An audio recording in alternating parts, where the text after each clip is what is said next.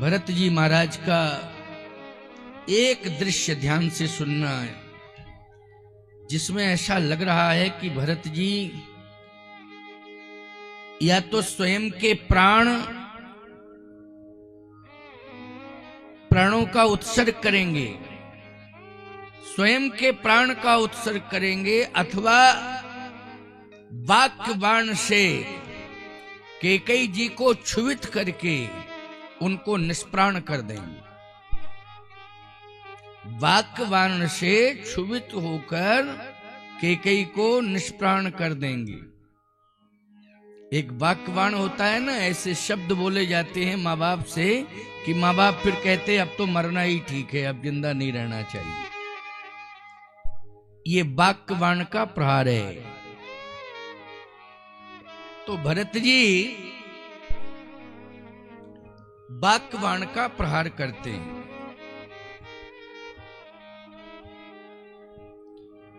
जिस समय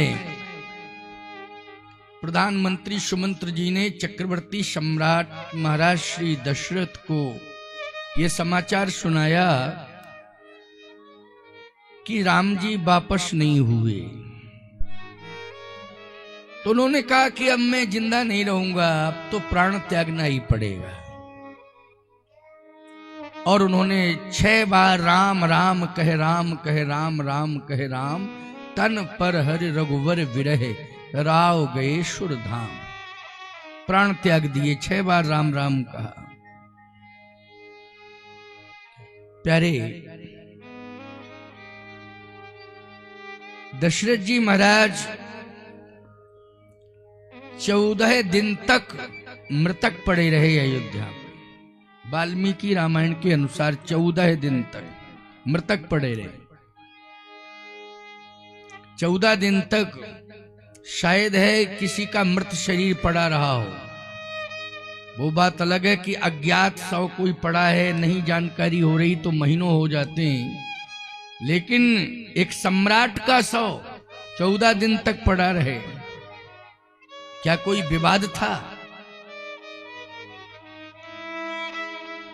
या कोई जांच बैठा ली गई थी कि किसने प्राण लिए हैं?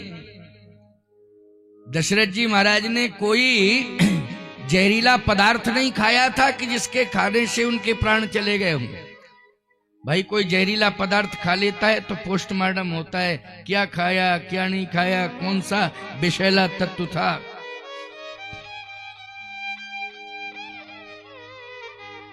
कौन सा विषैला तत्व था, इस पर विचार किया जाता है।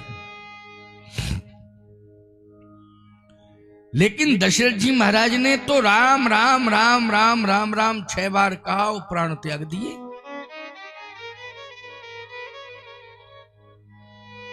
तो फिर 14 दिन तक ये पार्थिव शरीर क्यों पड़ा रहा? क्योंकि बिना पुत्र के संस्कार नहीं हो सकता है। कैसे होगा बिना पुत्र के? पुत्र तो 2 हैं कश्मीर में और 2 हैं चित्रकूट में। राम लक्ष्मण चित्रकूट धाम में, भरत और शत्रुघ्न कश्मीर में। तो क्या 14 दिन लग गए हैं आने में, या बुलाया गया है तो विलंब से बुलाया गया?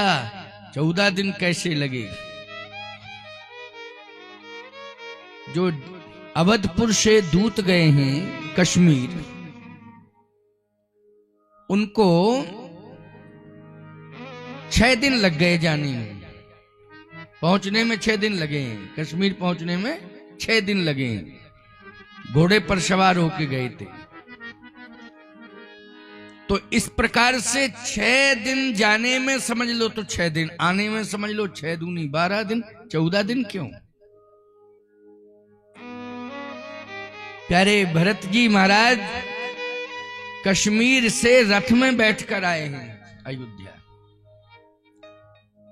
और दूत घोड़े पर सवार होके गए हैं। तो घोड़े के मार्ग में और रथ के मार्ग में अंतर होता है कि नहीं होता है?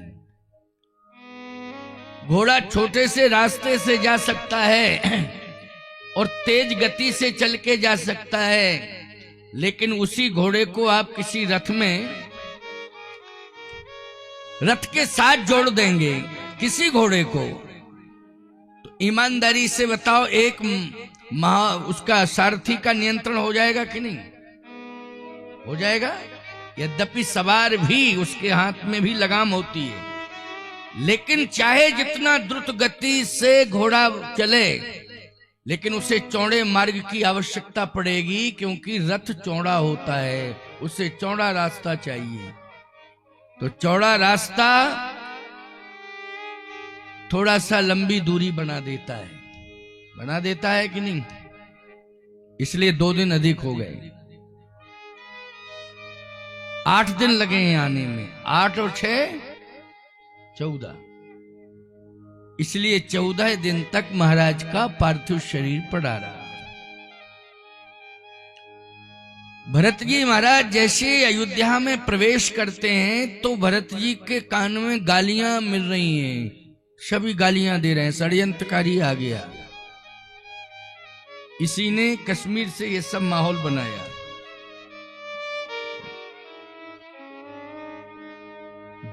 और फिर जब दोबारा सुना तो कैकेयी जी को गालियां दे रहे हैं अयोध्या के लोग, 2 को ही दे रहे हैं, भरत जी को और कैकेयी को, माँ बेटे को गालियां दे रहे हैं। भरत जी समझ गए कि निश्चित रूप से कहीं ना कहीं, मैं तो था नहीं, मेरी माँ अयोध्या में थी, उसने कुछ ना कुछ किया है।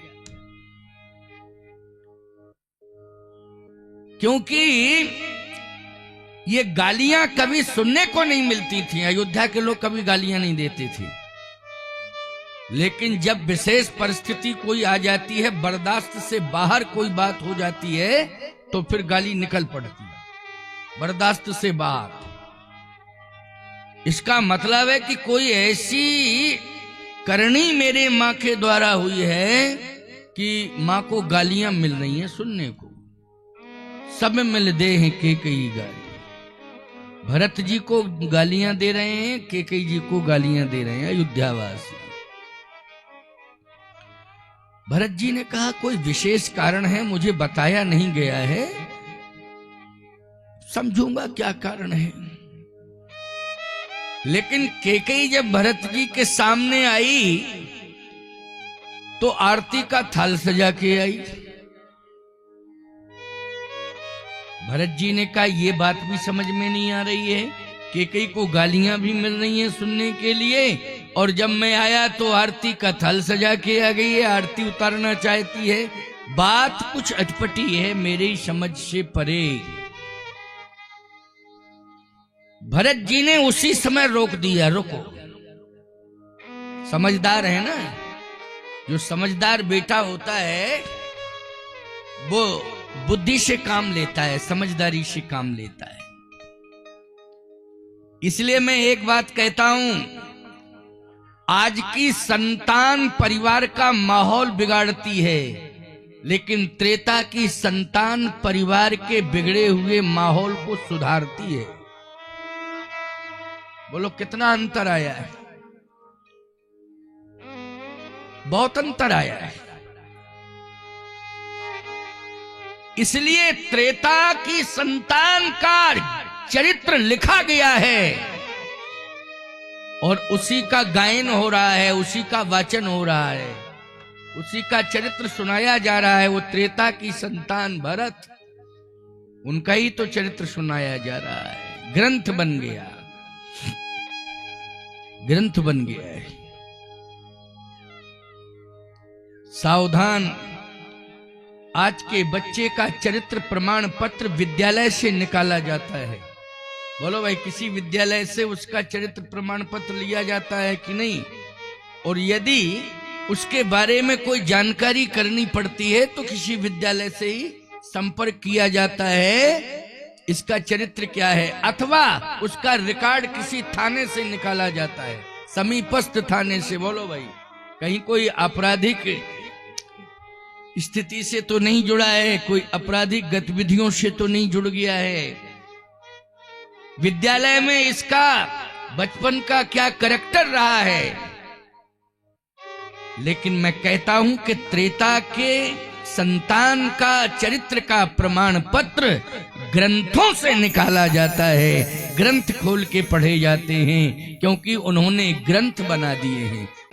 भले ही जन्म देने वाली मां क्यों ना हो, लेकिन अगर उससे बड़ी अवस्था वाली बड़ी मां है तो निश्चित रूप से उसके सुख दुख के बारे में, उसके स्वास्थ्य के बारे में पूछा जाता था। क्योंकि हमेशा ये तीनों माताएं एक साथ मिलती थी एक ही जगह पर, तीनों। लेकिन आज अकेली कैकेयी है, दो नहीं है। तो भरत जी को संदेह हो गया, उनका रुको रुको, ये आरती उतारने के लिए तुझे आना पड़ रहा है। ये सारी की सारी प्रक्रिया जो भी करती है वो घर की बड़ी मां करती है। क्यों भाई, करती है कि नहीं करती है? ये मर्यादा है, उसे अधिकार दिया जाता है। लेकिन मेरे आने पर ये जो मंगल आरती का दृश्य मेरे सामने आया है, अकेले ही क्यों आया है? इसका मतलब है कि तुम उन दो से अलग हो गई है। तूने निश्चित रूप से कोई विभाजन किया है, तूने किसी बंटवारे की बात कर दी है, तभी तो मुझे अकेली दिखाई दे रही है। देखो भरत की सोच, नहीं नहीं नहीं, अभी नहीं, अभी नहीं, अभी नहीं। पहले मैं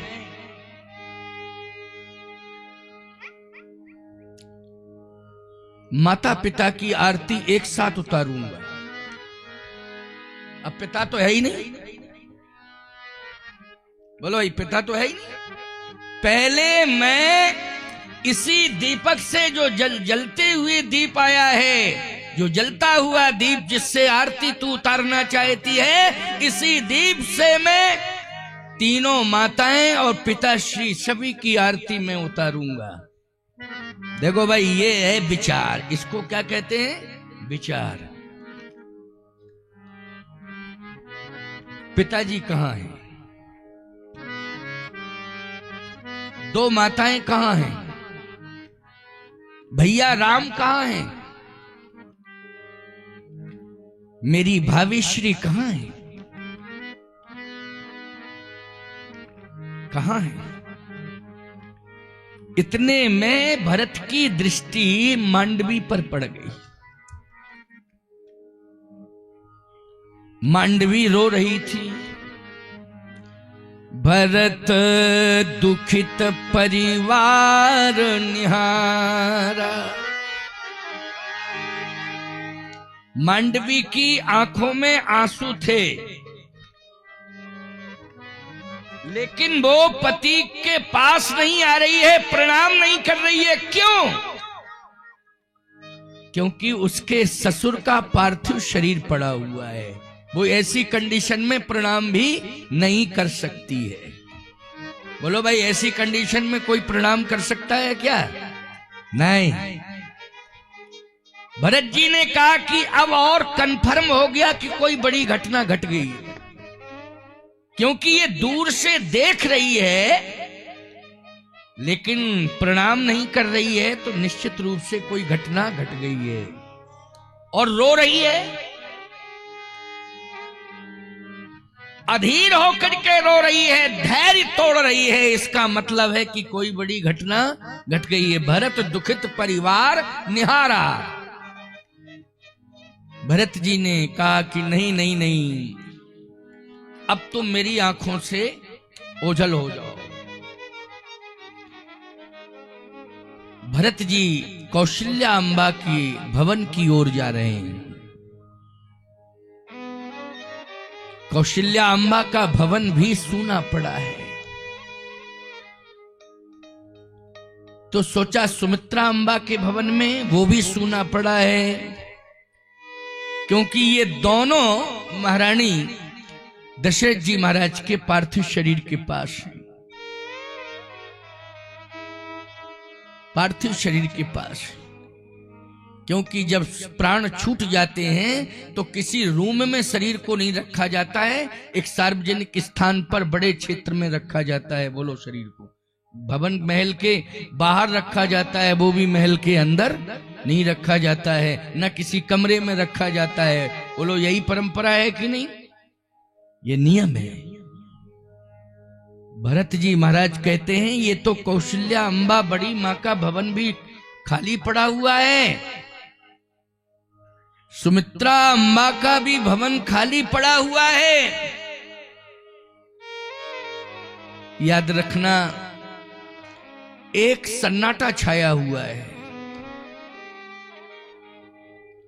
बस जैसे ही दृष्टि पड़ी तो एक स्थान पर भीड़ लगी हुई थी और रोने की आवाज सुनाई दे रही थी, क्योंकि महल छोटा नहीं होता है कि 30x50 में बना हो, वो तो बहुत बड़ा होता है ना।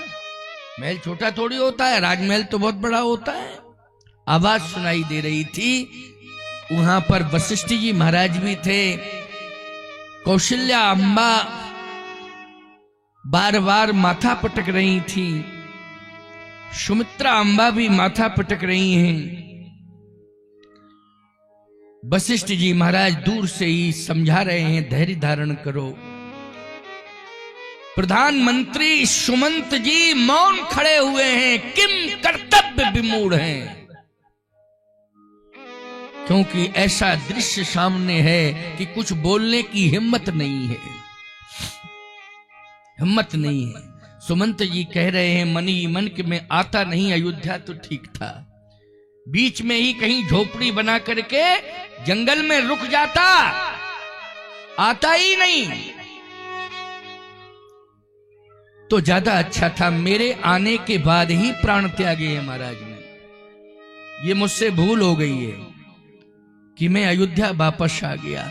भले ही श्री राम ने मुझे दूर कर दिया था, लेकिन मुझे जंगल में किसी नदी के किनारे झोपड़ी बना करके 14 साल गुजारने चाहिए थे,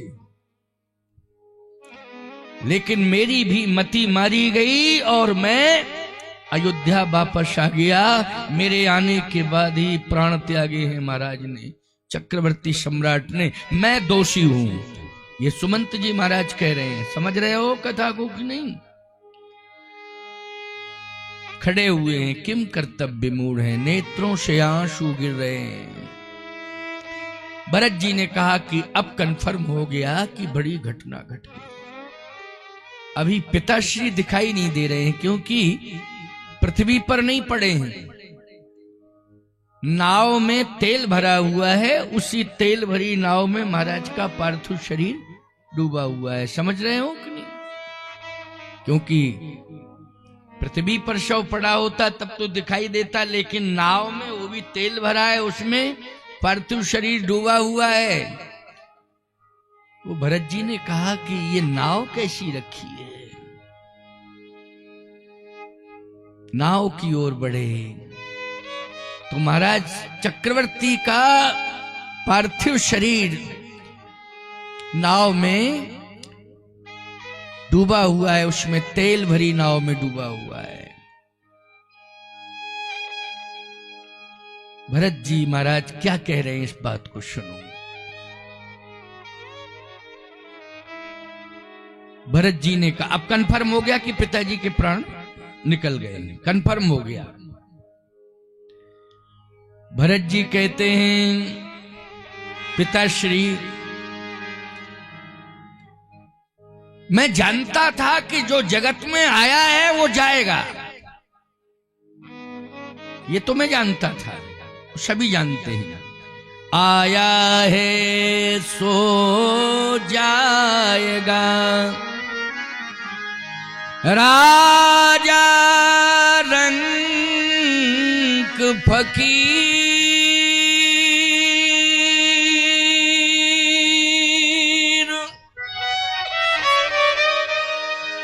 कोई विमान चढ़ चला, कोई बांधे जात जंजीर। इतना ही अंतर है, कोई विमान में बैठ के जाता है, कोई जंजीरों से जकड़ के बांध बांध बंधा हुआ जाता है। जो बंध के जाता है, याद रखना, वो अपराधी होता है, और जो विमान में जाता है वो बंधन मुक्त होता है, अवश्य ही परम पद का अधिकारी होता है।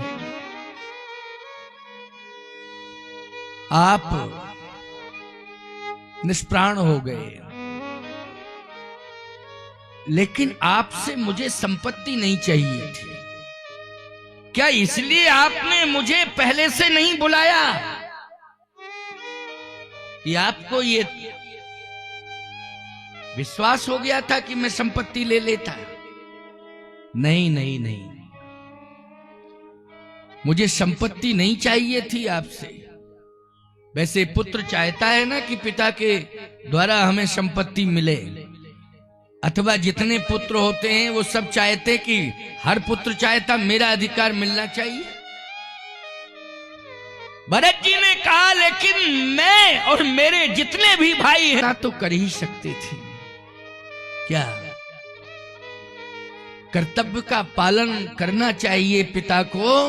भरत जी ने कहा कि मरने के पहले भले ही संपत्ति को पुत्र के हाथ में ना दे, लेकिन पुत्र का हाथ परमात्मा के हाथ में पकड़ा करके प्राण त्याग करे, इतना तो करना ही चाहिए। अच्छा बोलो, ये कन्फर्म है कि सबके पास संपत्ति नहीं होती है देने के लिए, लेकिन इतना बोध तो होना चाहिए कि हम अपनी संतान का हाथ मरने के पहले भगवान के हाथ में पकड़ा दें, पकड़ा दें। इसलिए हमेशा बुढ़ापे में तुलसी, गंगा और गीता अपने साथ रखना चाहिए, अपने पास रखना चाहिए। समझ गए हो कि नहीं?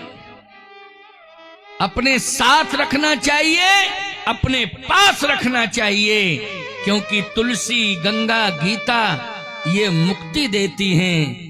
लेकिन आपको ये चाहिए कि हाथ में लिए हैं निश्चित रूप से तुलसी, गंगा, गीता, आपको मोक्ष मिलेगा ही मिलेगा, लेकिन वो आप साथ नहीं ले जाएंगे। गीता को ले जाएंगे क्या? गंगा जल तो साथ चला जाएगा भाई आपके मुख में, लेकिन तुलसी भी चली जाएगी मुख में, लेकिन गीता तो तुलसी और गंगा जल को मुख में धारण कर लेना चाहिए और गीता अपने संतान के हाथ में पकड़ा देना चाहिए कि इसका पाठ करना बेटा, यही भगवान है, और इस सिद्धांत के अनुसार चलना। बोलो, भगवान को सौंपना हो गया कि नहीं? गीता को सौंप दिया तो किसको सौंपना हुआ? बोलो, श्रीमद् भगवद गीता है।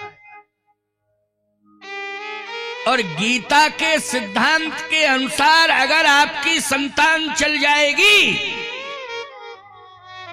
तो मैं मानता हूं कि त्रिभुवन की संपत्ति उसे मिल जाएगी। भगवान मिल जाएंगे, त्रिभुवन की संपत्ति मिल जाएगी उसे। इंद्र का भी सम्मान नहीं हो सकता है देवताओं के द्वारा जितना समाज के द्वारा तुम्हारा सम्मान होगा, मैं कह रहा हूं। लेकिन करना क्या पड़ेगा? बोलो भाई, ये माता पिता को चाहिए कि 3 चीजें सदा अपने बुढ़ापे में तो रखो ही रखो भाई, हैं? अच्छा, जवान भी हो तुम तो घर में रख सकते हो कि नहीं? तुलसी तो रहती है सबके घरों में, गंगा जल रहता होगा सबके घर में, गीता और रामायण भी। क्यों? गीता रामायण तो होना चाहिए सबके यहां है। आप जवान भी हैं, बच्चा छोटा है, उसे मंदिर तक पहुंचाओ, अपने घर में जो तुम्हारा मंदिर है उसे कहीं ना कहीं रामायण और गीता को अपने हाथ से स्पर्शित करवाओ, छुओ। जैसे आप बच्चे का हाथ पकड़ के लाते हो और कहते हो महाराज को प्रणाम करो, नहीं करता है तो जबरदस्ती से रख देते हो, क्योंकि उसे बोध नहीं है, वो नहीं जानता है प्रणाम कैसे किया जाता है। मैंने क्या कहा था कि ये धुआं का रोज क्यों सिस्टम बनाते हो? धुआं का मैंने कल भी कहा, रोज कहता हूं मैं। कहां गए वो संचालक महोदय? उनका काम है ये सब इंतजाम। पुष्प रख दो, पुष्प शांत करने के लिए, धुआं को शांत करने के लिए पुष्प रखे जाते हैं। जल नहीं छोड़ना चाहिए, पुष्प रख देना चाहिए। रोज कहना पड़ता है, कहना नहीं चाहिए, कहने की आवश्यकता भी नहीं है। इतना तो समझ ही लेना चाहिए। जो मेरे साथ में रहने वाले लोग हैं उन्हें ध्यान देना चाहिए, लेकिन बोध नहीं है, कर्तव्य बोध किसी के जीवन में नहीं रह गया। मैं आपको बताऊं, कुछ नहीं सीखना चाहते हैं, न कुछ समझना चाहते हैं, टाइम पास करना चाहते हैं सब।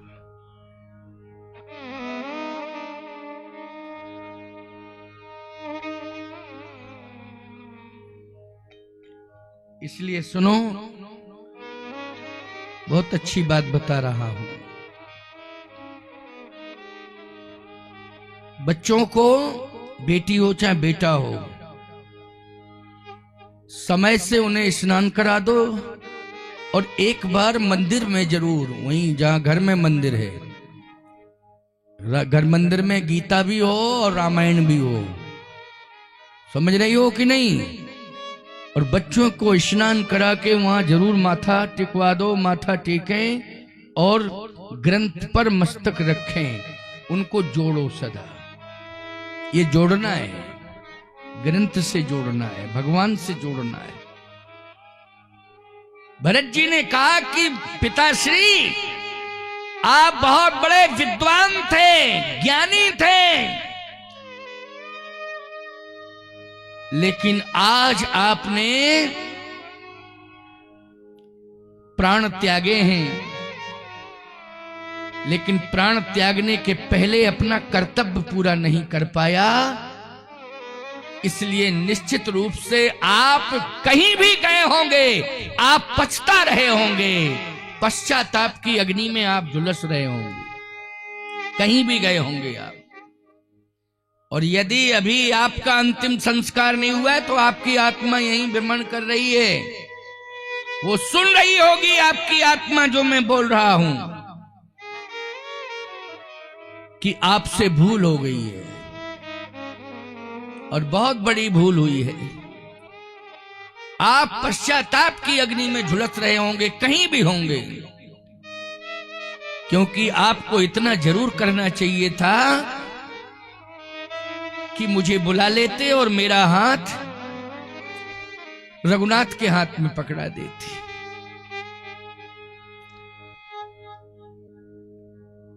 आपने सुमंत जी को साथ में भेजा कि जाओ सुमंत राम को रथ में बिठा के ले जाओ। सुमंत जी को लौटने में जितने दिन लगे हैं उतने ही दिन मुझे बुलाने में, मुझे अयोध्या आने में लगते। बोलो लगते कि नहीं लगते? और फिर आपका धर्म था कि सुमंत अब मेरे सामने ले जाओ, जहां भी राम हो भरत को ले जाओ, भरत का हाथ राम के हाथ में पकड़ा देगा। इतना ही कर लेते आप, क्योंकि आपको मौका मिला था। बोलो मिला था कि नहीं? जब तक सुमंत जी लौट के नहीं आ गए तब तक प्राण नहीं त्यागे हैं दशरथ जी ने। इतना समय मिला था, तो आपके पास सेवक हैं, सेना है, आप भेज सकते थे। जैसे आपने सुमंत जी को भेजा था तो आप कश्मीर भी भेज सकते थे, ये कर्तव्य है। जब आप परिस्थिति देख रहे थे कि ऐसी परिस्थिति आ चुकी है, तो आपको कम से कम सोचना चाहिए था कि भरत को तो बुला लिया जाए, सुमंत तुम राम को लेके जाओ, और आदेश देना चाहिए था जाओ कश्मीर से भरत को बुलाओ। बोलो भाई, बुलाना चाहिए था कि नहीं? लेकिन आप कर्तव्य पूरा नहीं कर पाए, ये मैं बार बार कह रहा हूं। और भरत जी ने अपना माथा पटक दिया, नाव पर ही पटक दिया। गोस्वामी जी ने स्पष्ट लिखा है, चलत न देखन पाए तो ही, चलत न देखन पाए तो ही, चलत न देखन पाए तो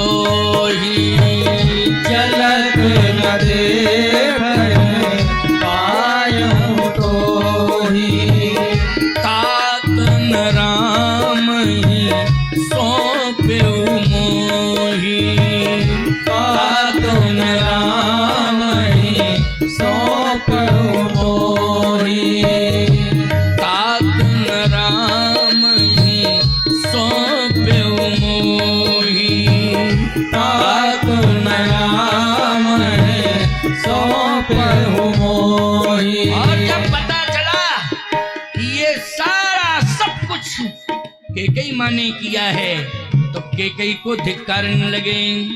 जो पै कुरुचि रही अस तोही, जो पै कुरुचि जो पै कुरुचि रही अस तोही, जो पै कुरुचि रही अस तोही। जन्मत काहिन मारिष मोही, जनमत काहिन मारिष मोही। जन्मत काहिन मारिष मोही, जनमत काहिन मारिष मोही। पेड़ काटते पल्लव सींचा, पेड़ काटते पल्लव सींचा। मीन जियत नित बारी उलीचा, मीन जियत बारी उलीचा। मीन जियत नित बारी उलीचा। मीन जियत बारी उलीचा। पेड़ काटते पल्लव सींचा। वो माली मूर्ख होता है जो माली पेड़ की जड़ को काट दे, वो पत्तों को सींचे, वो मूर्ख है। बोलो होता है मूर्ख की नहीं, कि पेड़ की जड़ को काट रहा है और पत्तों को सींच रहा है। अज्ञानी है वो।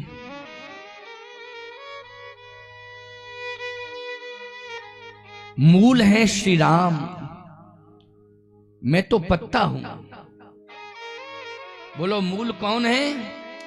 राम है, मैं पत्ता हूं। तूने मूल को अलग कर दिया है, अब तू भरत रूपी पत्ते को सींचना चाहती है? नहीं नहीं नहीं नहीं, ये कभी संभव ही नहीं है। हट जा मेरी आंखों के सामने से, आंख ओठ उठ बैठो जाए, उठो चलो यहां से, हटो। भरत जी ने फटकार लगाई। अपनी मां को कभी ऐसे शब्द नहीं बोले थे। बोलो तूफान आ रहा है कि नहीं समुद्र में? क्या आ रहा है? तूफान आ रहा है। जबकि भरत पयोधि गंभीर, गंभीर है भरत। भरत जैसा गंभीर तो कोई है ही नहीं, लेकिन तूफान आ रहा है। प्यारे, जब परमात्मा का अपमान होता है तो प्रकृति में तूफान आता है। बोलो आता है कि नहीं आता है? जब परमात्मा का अपमान होता है, जबकि प्रकृति पर्यावरण है, आपके प्राण को सुरक्षित करने में उसकी अहम भूमिका है। लेकिन जब परमात्मा का अपमान होता है तो प्रकृति प्राण लेने के लिए तैयार हो जाती है। इसलिए वृक्ष भी जवाब देने लगते हैं, पवन का वेग बढ़ जाता है, वृक्ष गिरने लगते हैं, नदियों में बाढ़ आ जाती है, समुद्र में लहरें उठने लगती हैं। कब उठने लगती हैं? जब परमात्मा का अपमान होता है। ऐसे ही यहां अयोध्या में भरत जी कहते हैं कि परमात्मा का अपमान हुआ है, इसलिए भले ही गंभीर समुद्र हैं, लेकिन आज समुद्र जो है रूठ रहा है। समुद्र आज अपनी मर्यादा को दूर कर रहा है। मां से कुछ कहना, ये मर्यादा को दूर रखना है कि नहीं? बोलो भाई, मां को कुछ भी कहना, मां मां होती है।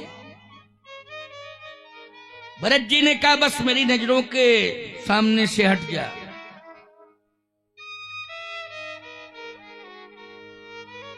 भरत जी ने कहा बस मैं अयोध्या का त्याग कर रहा हूं। वशिष्ठ जी ने कहा कहां जा रहे हो, कहां जा रहे हो?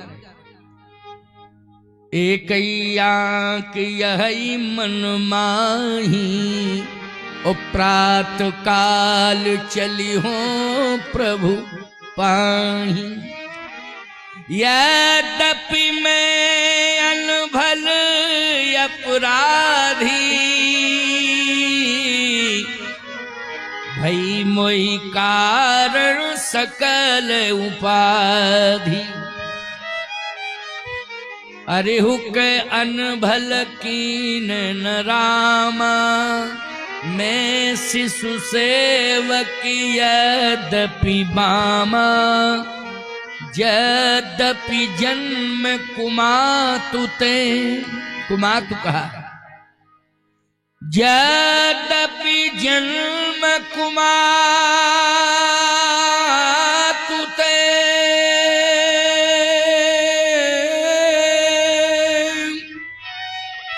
मैं सठ सदा सदो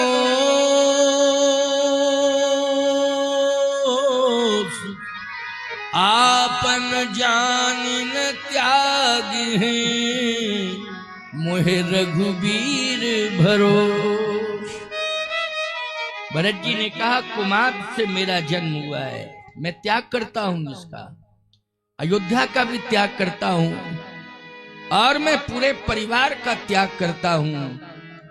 जहां पर मेरे भैया राम होंगे मैं वहीं जा रहा हूं। मुझे संपत्ति नहीं चाहिए थी, मुझे राज्य नहीं चाहिए था, मुझे तो राम चाहिए थे।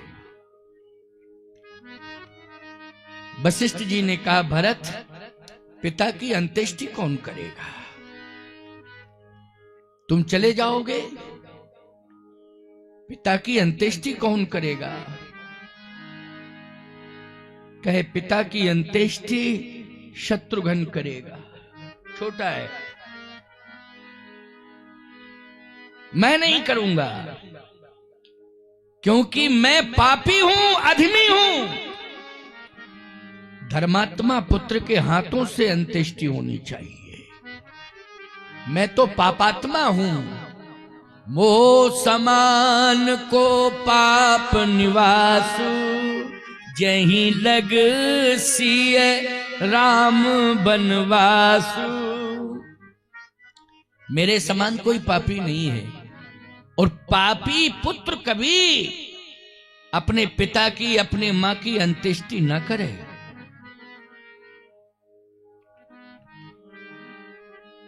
और पुण्यात्मा पुत्र है तो, अगर होना तो एक अलग बात है, जब है ही नहीं, जैसा है तैसा है, अब है ही नहीं। लेकिन यदि पुण्यात्मा है, धर्मात्मा है,